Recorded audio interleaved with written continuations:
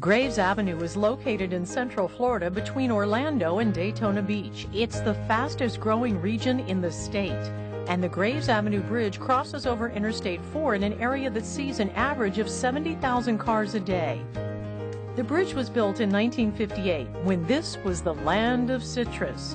But the population explosion and subsequent widening of I-4 from 4 to 6 lanes in the area meant the old bridge had to go. Officials from the Florida Department of Transportation had seen an innovative bridge building technique in use overseas. There, crews use self-propelled modular transporters, or SPMTs, to lift old bridges out of the way and then replace them with pre-constructed bridge spans in a short amount of time. We do a lot of this over in Europe. In Europe, it's a definite need to do bridges quickly because when you tie up traffic, you literally affect countries. We've done several presentations to various DOTs, and Florida was one of the first ones to say, yeah, this is a good idea. The Graves Avenue project is the first time SPMTs have been used in the construction of a bridge over an interstate highway in the United States.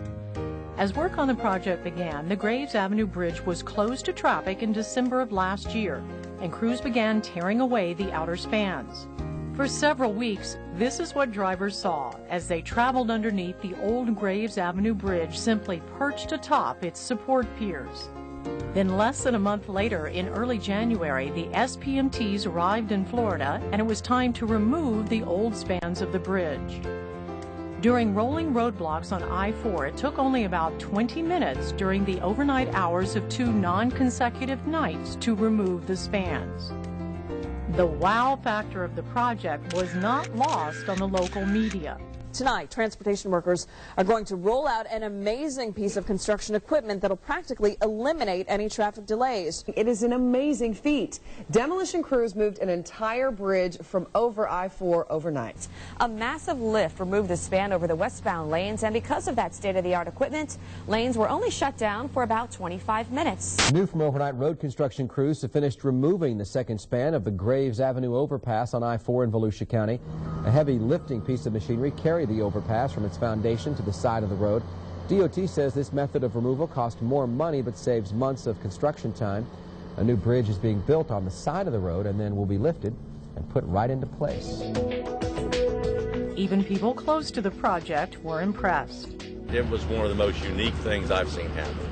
But to see that bridge section at 260 tons lift so easily and walk away so smoothly, it was impressive.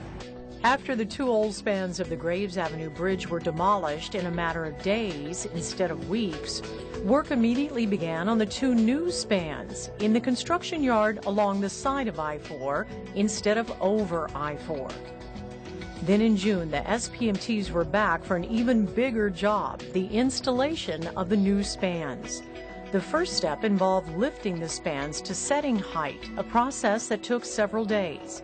Then overnight on a weekend when traffic volume is lowest, detours on I-4 rerouted traffic, and a curious crowd watched as the SPMTs moved the first span into place. 1 week later, there was a different crowd. These were transportation officials from all over the United States and beyond, who came to witness history in the making as the second span of the Graves Avenue Bridge was installed. Crews had less than 1-inch clearance on each end to slide the second span into place. We're very excited to be here, and we're really thankful that FDOT has allowed us to be here. I think it was really impressive. Everything went smoothly without a hitch. We're going to definitely be using this technology in Canada. Florida Department of Transportation officials were pleased with this new process and plan to investigate the use of SPMTs in other projects. This won't be an application that you use everywhere, but we'll try to bracket where you use it, for what kind of projects that you use it on, and then the engineers will have to make a judgment. We certainly have a lot of hopes, and we think that there are projects in constrained areas that can benefit from this technology. As we mark the 50th anniversary of the interstate system, transportation engineers are looking for innovative construction techniques that allow them to upgrade the aging system with minimal disruption for drivers. The Federal Highway Administration hopes the use of self-propelled modular transporters will do just that.